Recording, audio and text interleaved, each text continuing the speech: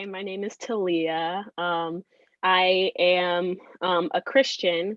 I am also a part of the LGBTQ community, and for a while, I kind of tried to reconcile my faith with my sexuality, and it was really hard because of the discrimination that I faced in the church.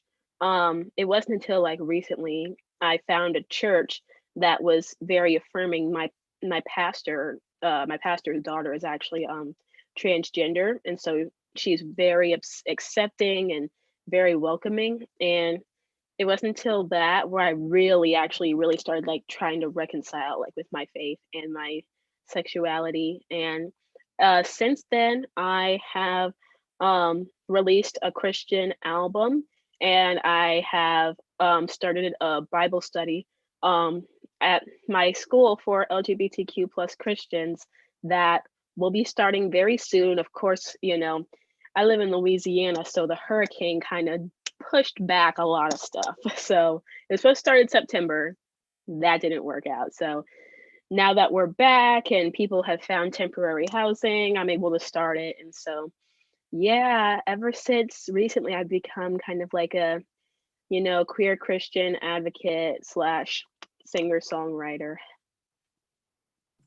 Perfect. So for those who don't know, I guess my first question is tell us what the LGBTQ2S plus, I'm going by memory, right? I believe, you know what, I've done so much training in my current job that, like we have sensitivity and diversity training. So that was right, Yeah. right? Nope. No? Okay. You tried. You tried. I tried. My That's the apologies. important So thing. exactly. So you educate me. So tell us about that community and what it means to you and the full acronym, please, for those who may Yeah. not know it, such as myself, because I'm missing a T, Yeah, it's the I think. LGBTQIA plus. So I personally like to say LGBTQ plus. Um, so it's lesbian, gay, bisexual, transgender, and then the Q stands for queer. Now with queer, it used to be used as like a slur for gay people. Um, but the LGBTQ plus community kind of reclaimed it as their own. Um, and so now queer is kind of used as like an umbrella term um, to talk about the LGBTQ community because of the fact that they've added so many letters.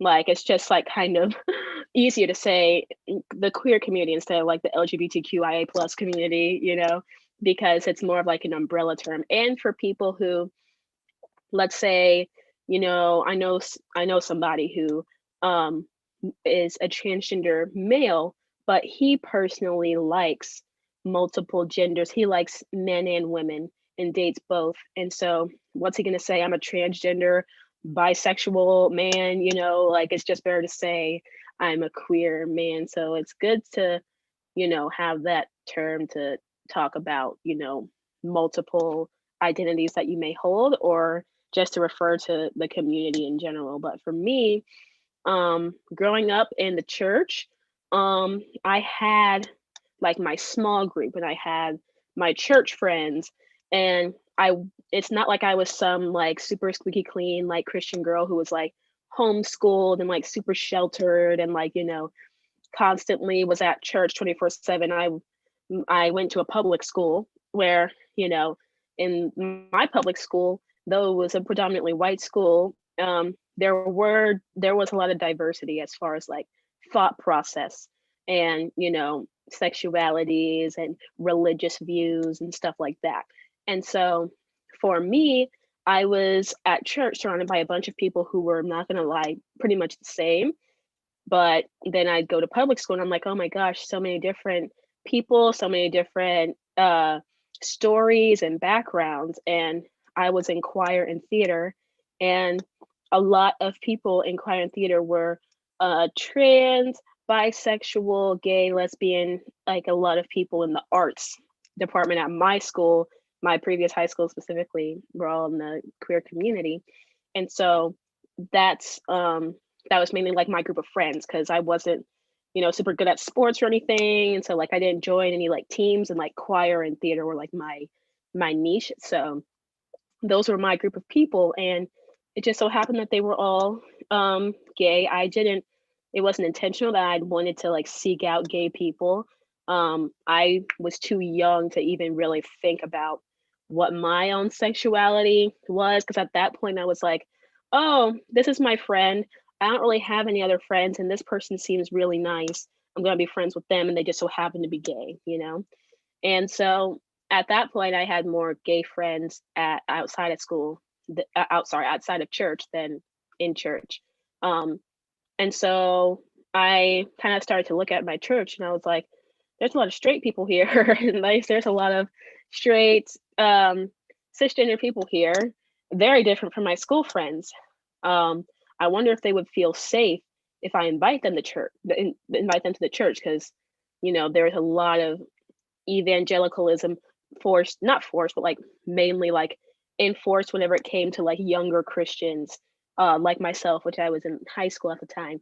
And it was like, spread the word of Jesus, talk to somebody that can come to church with us. They would always be welcome. And so I was like, well, I wonder if any of my friends would be open to coming to church. And of course, none of them were, because of the discrimination that they've experienced in the church. And of course, because I had never seen that in my church, I was like, oh, well, not my church, but I just never seen it. That's not necessarily like, alluding to the fact that none of it was going on. It was happening all underneath my nose, and I just didn't say anything, and I just didn't notice it.